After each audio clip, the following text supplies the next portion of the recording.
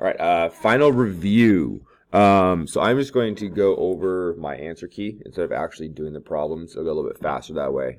This is a little long, so I'm not going to ask every single question that is on this review. I am not going to tell you what I'm going to ask you, but you are expected to come prepared for all of it, and you'll see which questions will be on the final. Okay, so first question is factor and simplify. So here's our question. We have two trinomials. I first pulled out it from my numerator and an x from my denominator. And then from there, I factored both top and bottom. I did the cross method for the top and the reverse box method. So you can see 2x minus 3 and x minus 3, which was here and here. And then the bottom, I just did in my head. I could see that the square root of 9 was 3, and then 3 and 3 makes 6. So they're both negative. So it's x minus 3. Cross off x minus 3's. We're left with this, which is our answer. You may also expand it or multiply in and write it this way. So these are both correct answers. Question 2. We have to factor as well. I did both these in my head.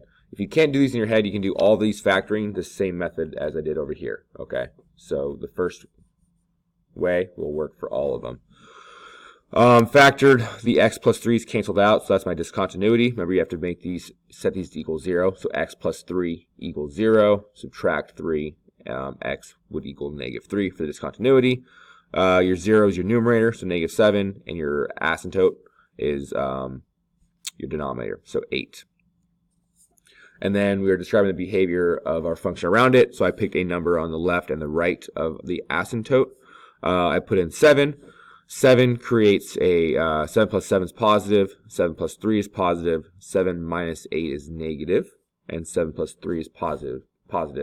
So that means we have one negative, so that means that it goes negative from the left side. And on the right side, all these are positive, so it's going to go to the positive side from the right. Divide the rational expression and simplify. So first I factored the top and the bottom. I flipped this side, and then I factored the now numerator. I saw what canceled out because this is just basically one extended line now. X plus 3 is canceled out, and that was it, actually. So then I just rewrote everything together on the bottom. The undefined values for x will be the numbers in the denominator. So you set each of these to equal 0. 40x squared equals 0. You get 0 for x, and then negative 18 for in here. 6. Add the following rational expressions. So you're looking at the denominator, and you're seeing what is missing on both sides. So both sides already have an x minus 4. I underlined that in green. So we're not doing anything with that at all. This side had an 5x minus 8, so I added that to both sides. Or sorry, the top and bottom on the other side, we're multiplying. This is still equal to 1, which is why we can do that mathematically. And then 3x plus 7 is multiplied to the other side in the exact same manner. Multiply both these things in. I did the left side in blue, you can see that, and the right side in red. And then we have one big denominator, which is just those 3 terms now. That's why we're doing this, to make it to where they're both similar, so we could add the tops. And then I simplified terms, like terms. The only ones that are actually like are the 2 and ones in the middle, which equaled 64x. Okay, now we're into logs. Rewrite as a single log. 2 becomes a square root on the 4, and that becomes 16. And then because we are adding and we have the same base, 16 times 2 is 32, and that is our answer, log 4 to 32. Over here, we are multiplying. I break it up with a change of base rule, so log 18 goes up top. These are all base 10 now. Log 18 goes on top, your base goes in the denominator, and the same thing applies on your right side. The 3 goes up top, 18 in the denominator. The log 18s cancel out. We're left with log 3 over a. Remember, these are all log base 10. If you don't write a base, it's assumed to be 10. And then we rewrite it as one log using the change of base rule again as log a3, or log 3 of base a. Log 4 of 64. We rewrite this in exponent form, so 4 to the x is equal to 64. And then you cross off the 4, same base, x equals 3. Slightly harder one.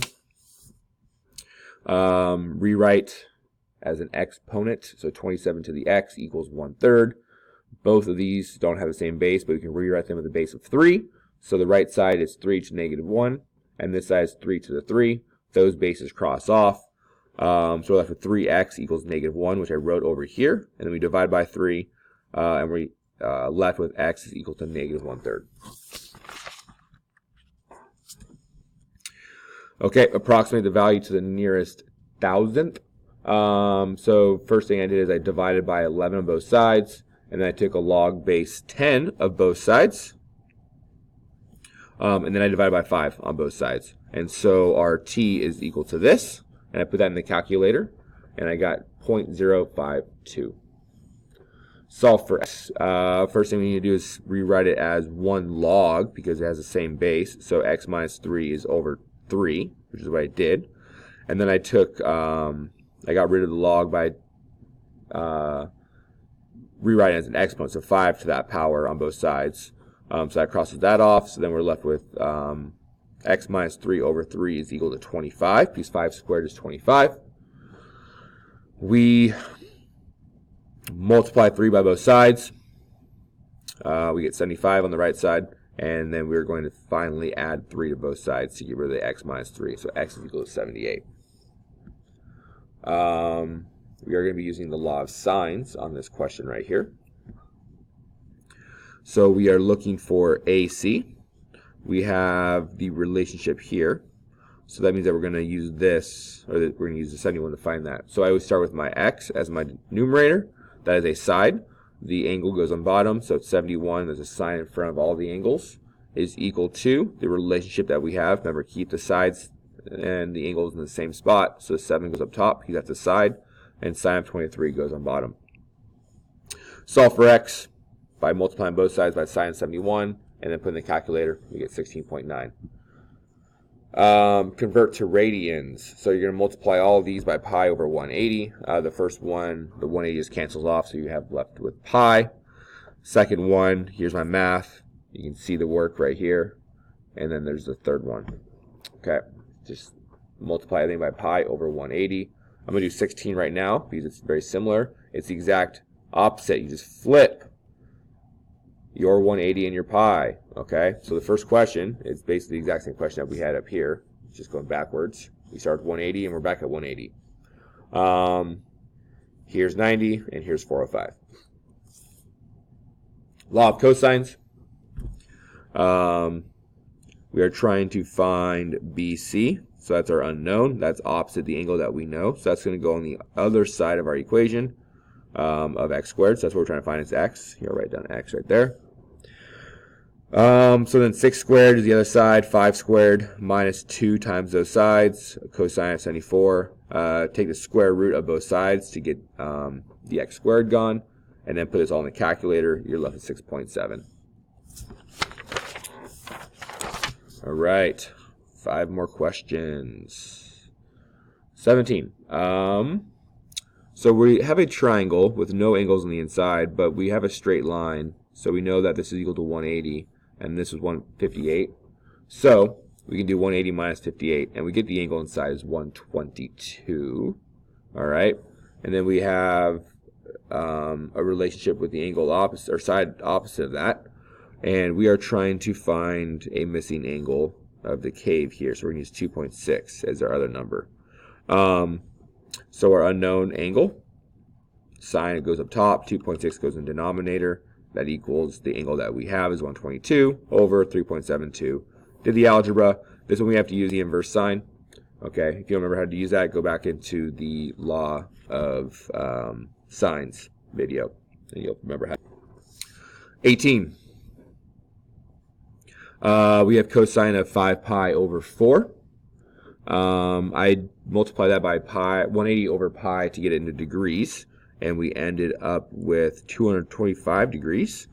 That in the unit circle, well, 180 goes to here, and then we had 45 left to get to 225. 180 plus 45 is 225. So I had a 45, 45, 90 degree triangle. I used the triangle cheat sheet that we have. You can put that on your paper if you'd like. And then I solved for x. I'm trying to figure out where my math was, and I don't see where my math was. for that. So this right here is equal to 1. Maybe it's right here. Okay, so it's equal to, oh yeah, it's right here. So the hypotenuse is equal to 1, and then we're looking for cosine, so we're looking for our x value, so it's going to be going left, so it's negative. You can see my negative right there. And then our hypotenuse is equal to x times square root 2, and then both these dimensions are equal to x. So once you find x, that's your number, and then I solve for x, and it's square root 2 over 2. Go back and watch this video if you don't know how to do this. I'm not going to spend much time on this right now. It is challenging, but if you need help on it, go back to the trig unit and find this video for more detail. And sine 30 is right here. It goes up. It's a 30, 60, 90 triangle. And then we have this equal to 2x. 2x is equal to 1. Solve for x is 1/2, and that's actually what our value was for the 30-degree triangle. Period, amplitude, and midline. So remember, you just have to basically identify out of the equation what is what. The midline is your last number. That's 4. That's the blue one. Amplitude is the first number out in front, so it's 3. And period is related to the number right in front of the x. So you take your number in front of the x and you put 2 pi over the top of it. So this one is both the same number, so it equals 1. Remember, the number that's in front of the x goes in the denominator. Okay, 2 pi is always on top. All right, period, amplitude, and midline from a graph. Okay, so there's a lot of drawing going on here. The period, remember, is how far from one point to the point next to it is. So we have 1/4 pi to 3/4 pi. So I did the math here. I subtracted these two, from this one from that one, so we figured out how far that distance was. Once we got that distance, which was 2 pi over 4, I multiplied that by 2 to get 4 pi over 4, or just simply pi, because the 4's canceled off. Your amplitude is how tall it is from the midline. So I actually found my midline first. No, it's a lie, actually. I found my amplitude first. I took the bottom number down here, negative 8.5, and subtracted it from the top. Sorry, took the top one, negative 2.2, you can see right here, and subtracted it from the bottom one, negative 8.5. So double negative there. So you're actually going to be adding that number, and we got 6.3. Divide that by 2, because that was the total height. Our amplitude's only from our height to the middle. So divide that by 2, we get 3.15 is our amplitude. And then from there, we can just add, or I should say subtract, from negative 2.2. So we take negative 2.2, our high point, and subtract our amplitude, 3.15, and we figure out that our midline is at negative 5.35, which you can see is accurate. It's right there at about 5.5, or negative 5.5. So that's our midline. And last question.